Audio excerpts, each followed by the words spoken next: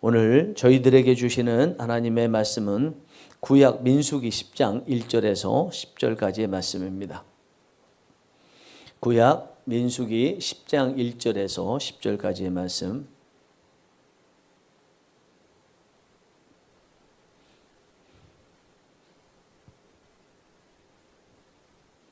한 절씩 교독하겠습니다.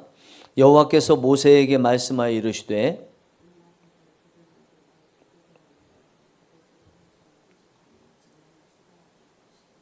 나팔 2개를 불 때에는 온 회중이 회막 문 앞에 모여서 4개로 나아올 것이요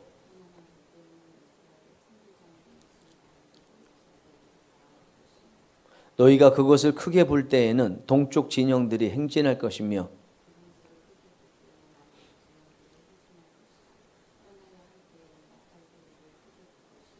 또 회중을 모을 때에도 나팔을 불 것이나 소리를 크게 내지 말며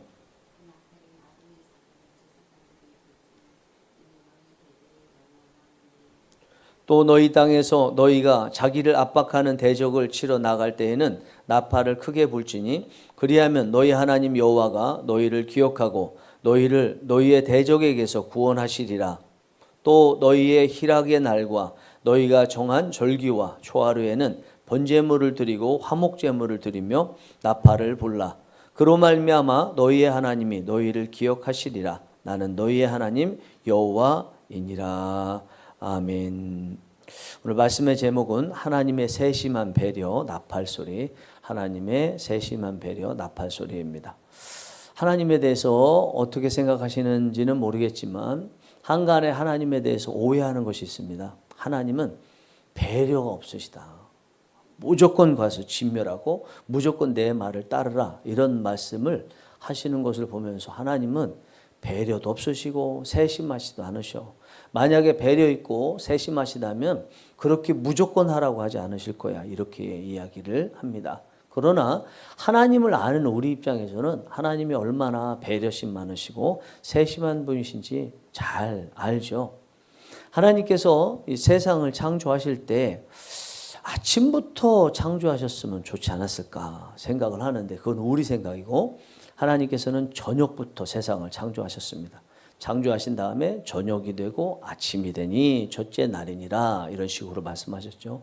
왜 그러셨을까요? 저녁에 푹 쉬고 아침에 일할 수 있는 준비를 하라는 거죠.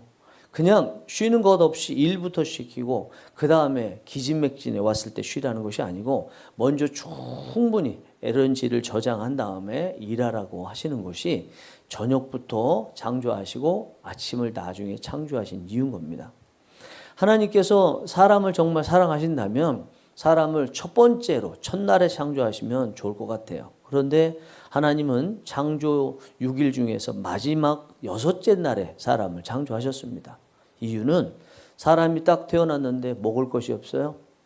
해도 없고 물도 없고 아무것도 없어요. 그러면 안 되니까 미리 사람이 살 수 있는 조건을 만드시기 위해서 첫째 날부터 5째 날까지 다 만들어 놓으시고 6째 날에 딱 창조돼서 이 세상에 나오기만 하면 마음껏 먹을 수 있고 마실 수 있고 살아갈 수 있도록 다 여건을 마련해 주신 것입니다. 이것을 보면 하나님이 얼마나 우리를 배려하시는 분이신가 그것을 잘 알 수가 있습니다.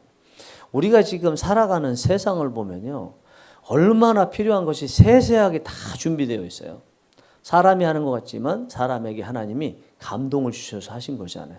그러면 지금 세상에 있는 세세하게 다 준비된 것은 하나님의 배려심 있는 모습과 세세한 모습을 잘 보여주고 있다라는 것을 알 수가 있습니다.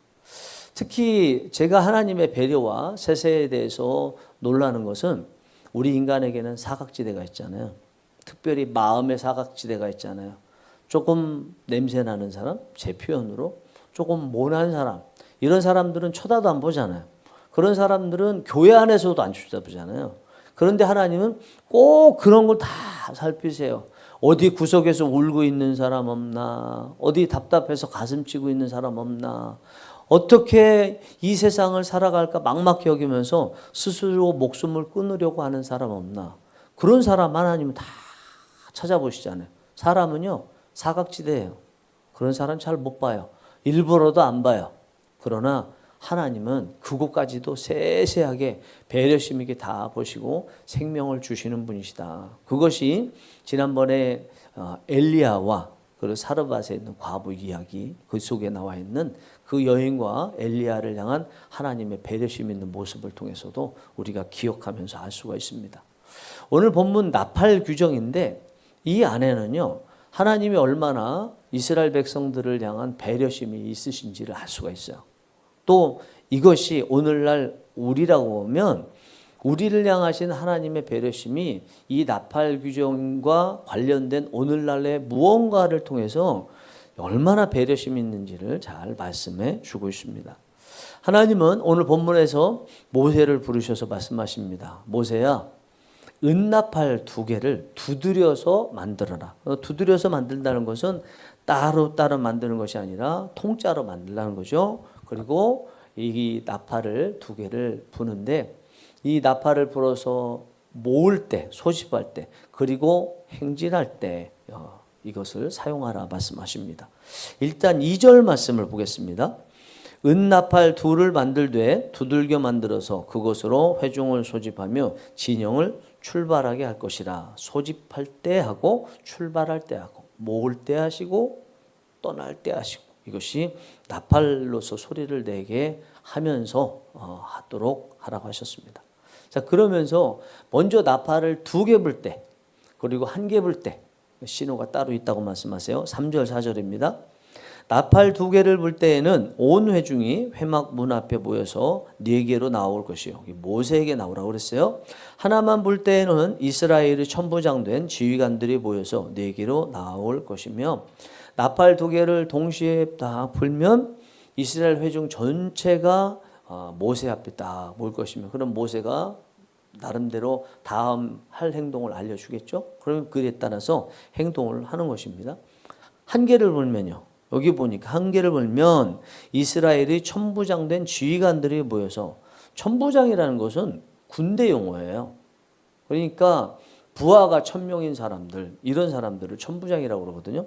근데 이건 군인들이 모이라는 거잖아요. 이건 해석이 우리 번역이 잘못됐고 원어로 보면 각 지파의 족장으로서 이스라엘 1000만인의 두령들 이렇게 표현됐어요. 그러니까 한마디로 얘기하면 각 지파의 족장이에요. 그런데 그들은 1000만인의 두령. 그러니까 이스라엘 지파들이 숫자가 많으니까 그들을 1000만인이라고 얘기한 거고 그들의 우두머리다. 근데 이 우두머리가 누구라고요? 각 지파의 족장이다 이렇게 표현했습니다. 한마디로 이야기하면 은나팔을 하나 불게 되면 이스라엘 각 지파의 다 족장들, 두령들, 대표들이 나오라는 거죠. 그래서 모세 앞에 모이라 이렇게 말씀을 했습니다. 자, 이번에는 행진에 대해서 나팔을 어떻게 쓸 것인지를 말씀하시는데 크게 불라고 하십니다. 5절, 6절 보겠습니다. 너희가 그것을 크게 불 때에는 동쪽 진영들이 행진할 것이며 두 번째로 크게 불 때에는 남쪽 진영들이 행진할 것이라. 떠나려 할 때에는 나팔 소리를 크게 불 것이며, 그렇죠? 그러니까 행진한다는 것을 뒷부분에는 한마디로 떠나려 할 때는 이렇게 말씀을 하고 있습니다. 여기 보니까 크게 불라고 말씀해요. 크게 부는데 한번 크게 불면 그렇죠? 동서남북 이렇게 제 기준으로 기준을 보시면 동서남북 이렇게 될 텐데 동서남북 이렇게 될 텐데 한 번 보면 동쪽 진영에 있는 3개 지파가 행진하라. 동쪽 진영에 유다 지파를 비롯해서 3지파가 있어요. 거기 진영해라. 또 한 번 또 크게 불면 이번에는 남쪽 진영이죠. 남쪽 진영이면은 첫 번째 지파인 르우벤 지파 그 3지파가 또 행진하라 말씀했습니다. 여기에 이제 서쪽이나 북쪽에 대한 말씀은 없잖아요. 없진 않겠죠. 뭔가 누락이 됐든지 뭐 이렇게 얘기하더라도 동서 대표에서 동쪽 얘기하고 남북 대표에서 남쪽만 말씀하신 것 아닌가. 이쪽에 서쪽에 에브라임 지파나 또 이쪽에 단 지파 북쪽에 이 지파들에 대해서는 또 뭔가 있었을 것이다 볼 수 있습니다. 이번에 또 회중을 모을 때 부는 나팔에 대해서 말씀합니다. 7절 8절입니다. 또 회중을 모을 때에도 나팔을 불 것이나 소리를 크게 내지 말며 그 나팔은 아론의 자손인 제사장들이 불지니 이는 너희 대대의 영원한 율례니라. 회중을 모을 때는 나팔을 크게 불지 말래요. 그리고 이때 나팔은 제사장이 불라 이렇게 말씀합니다. 권사님도 딱 보니까 미간이 찌푸려지죠. 그죠? 두 가지가 의문이 생기기 때문이에요. 3절에 나팔, 은나팔 두 개를 불면 회중이 다 모일지라고 그랬잖아요. 그런데 여기는 또 뭐 크게 불면 회중이 또 모인다고 그랬잖아요. 회중 모이는데 이 두 개 다가 이렇게 나와 있어. 뭔가 하나가 틀렸나 이렇게 볼 수 있잖아요. 여기 이제 회중이라는 단어가 영어로도 다르고요. 그리고 히브리어로도 달라요. 그런데 그게 우리 한글로는 똑같단 말이에요. 왜냐하면 우리 한글로는 회중이라고 번역할 수밖에 없어요. 실제로. 우리 한글의 뜻이 그래요. 하나는 이제 영어로 하자면 assembly. 이게 이제 1절에 나온 거고요. 3절에 나온 거고, 그리고 여기 7절에 나온 거는 congregation. 이렇게 됩니다. 그러면 이제 히브리어는 어떻게 되나? 이 3절에 나온 게 하다예요. 두 개를 다 부는 게 하다. 그리고 오늘 7절에 불었던 거기에는 칼이라는 단어를 씁니다. 이 하다라는 단어는 종교적인 모임뿐만 아니라 회중뿐만 아니라 법적으로도 회의를 하기 위해서 모이는 이런 용도로 쓰일 때가 이 하다라는 단어입니다. 그러나 칼이라는 단어는 종교적인 모임, 예배 드린다든지 절기를 지킨다든지 그런 때만 있어요. 그러나 모양상으로는 어쨌든 다 모이니까 이거를 우리나라 한글 입장에서는 회중 이렇게 얘기했죠. 그러나 영어는 하나는 assembly, 하나는 congregation 이렇게 구분을 해서 이야기했습니다. 그러면 이제 의문이 풀리죠? 또 하나 의문이 생겨요. 지금 이 회중들이 종교적으로 신앙적으로 모일 때 크게 불지 말고 부드럽게 신앙적인 모임이니까 전쟁하러 가는 게 아니니까 부드럽게 마음의 평안을 가지고 모여라 이렇게 말씀을 이제 하시는데 그때 제사장이 불라고 그러셨잖아요.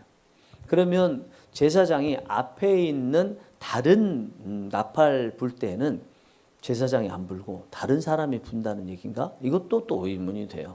그러나 이거는 이제 대표적으로 이제 다 끝났으니까 제사장이 다 부는 거예요. 앞에 두 개 불든 하나 불든 뭐 크게 불든 작게 불든 다 제사장이 부는 것을 말하는 것입니다.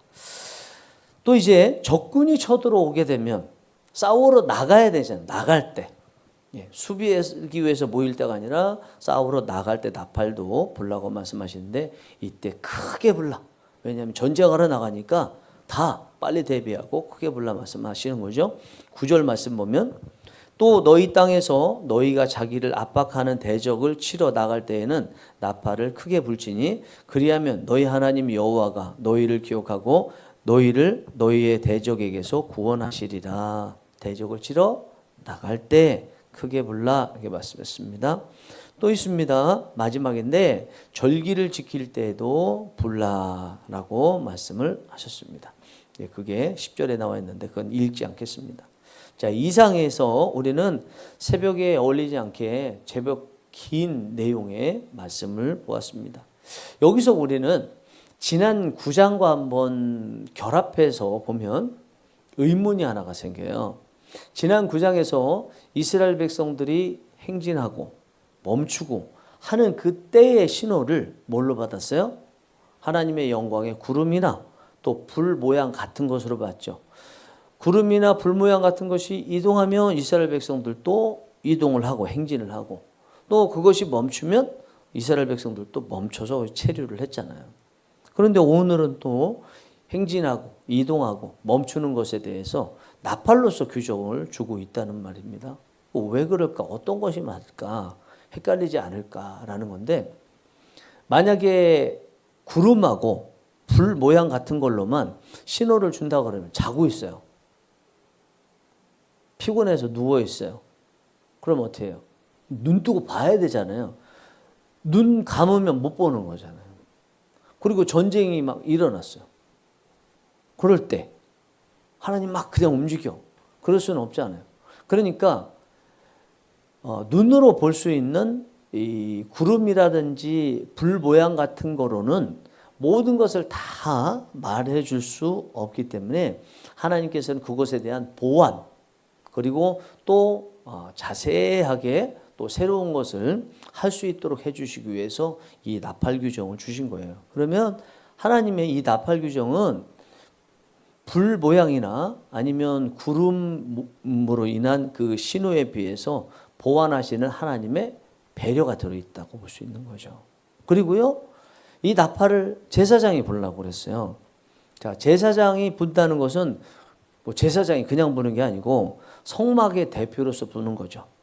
그러면 이 제사장을 오늘날로 보면 또 성막을 오늘날로 보면 성막은 교회고요. 그리고 제사장은 교회에서 말씀을 전하는 목회자라고 볼 수 있겠죠. 그러면 제사장이 나팔을 부는 게 목회자가 뭐 하는 것과 같을까요? 설교겠죠. 결국 설교. 그죠?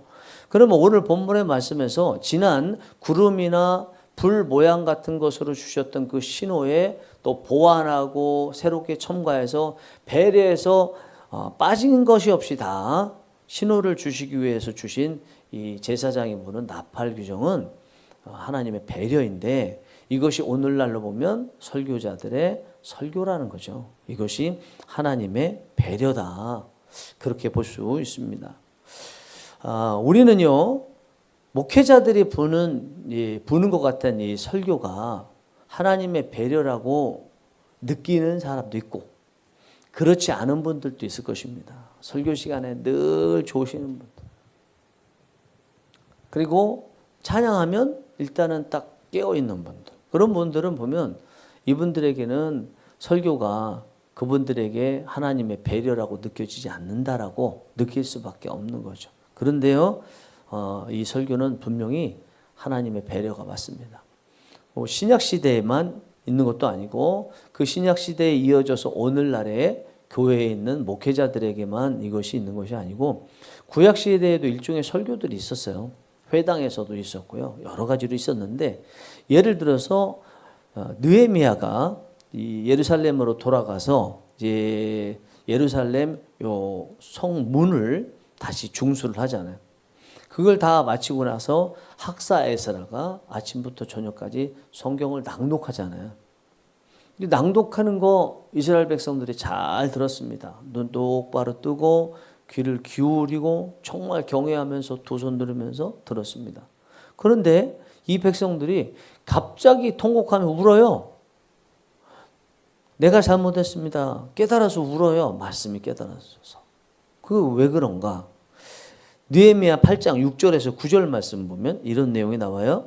에스라가 위대하신 하나님 여호와를 송축하며 모든 백성이 손을 들고 아멘 아멘 하고 응답하고 몸을 굽혀 얼굴을 땅에 대고 여호와께 경배하니라.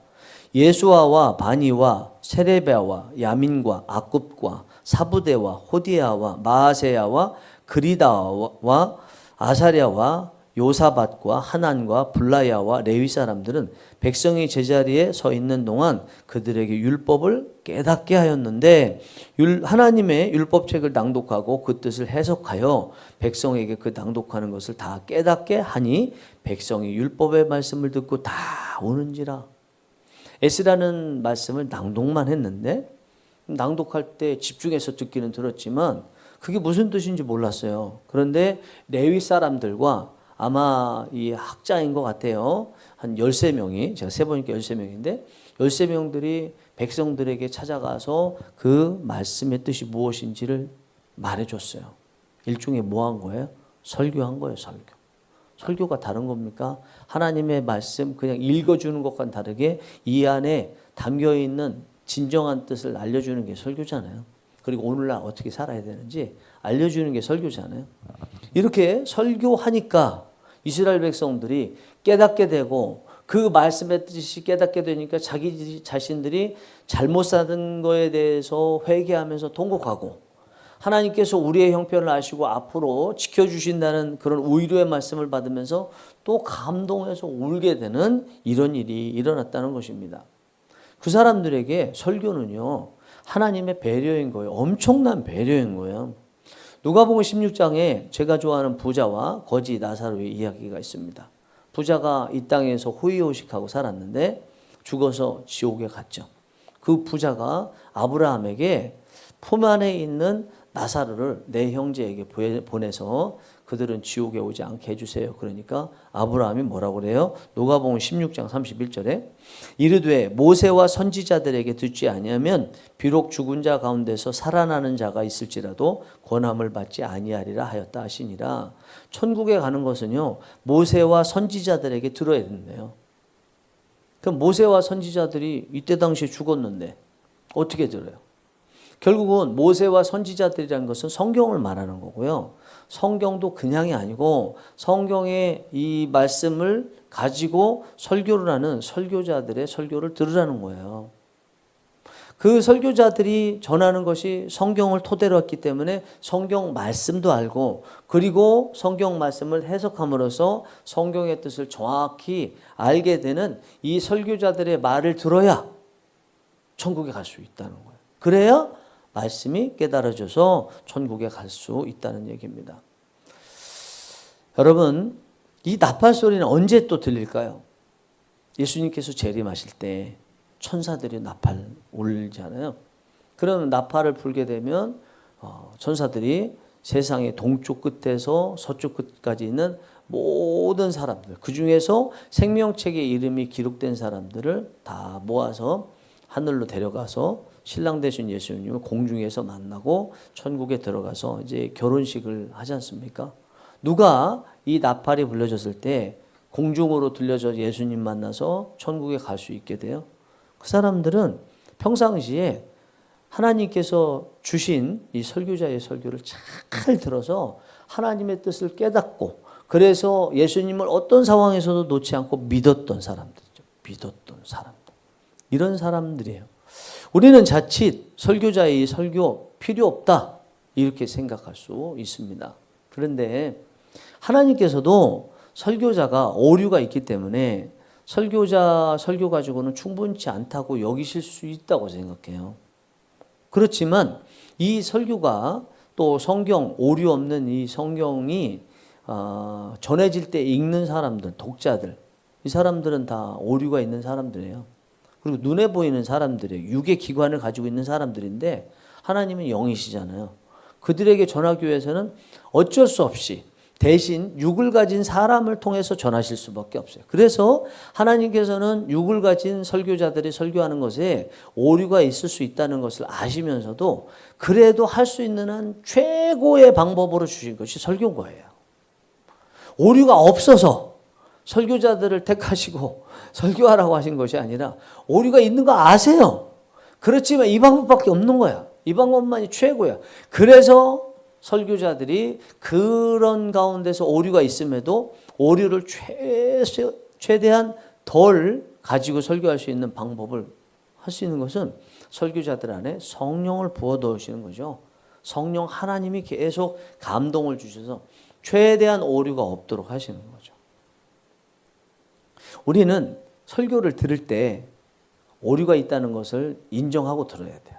그러나 그 오류가 성경을 통해서 하나님께서 말씀하시고자 하는 전체적인 의미, 맥락을 훼손하고 있다면 문제가 있지만, 그렇지 않고 세세하게 단어 한두 개 틀리고 무슨 통계 냈는데 통계 조금 틀리고 시사성 있는 거 틀리고 성경 구절이 틀렸다. 그것도 성경 구절도 잠깐 착각해서 장절이 틀렸다든지 뭐 거기에 있는 단어가 틀렸다든지 이런 거 말고요. 아주 이렇게 들었다가는 큰일 나겠다라고 생각되는 게 아니라면 그런 것들 다 그럴 수도 있다는 마음으로 들어야 하나님의 말씀이 꿀송이 같이 닿을 수 있어요. 그런 사람만이 우리가 하루에 매일 한 번씩은 예배를 드리면서 설교 말씀을 듣는데 매일 넉넉한 꿀송이 꿀을 먹을 수가 있습니다.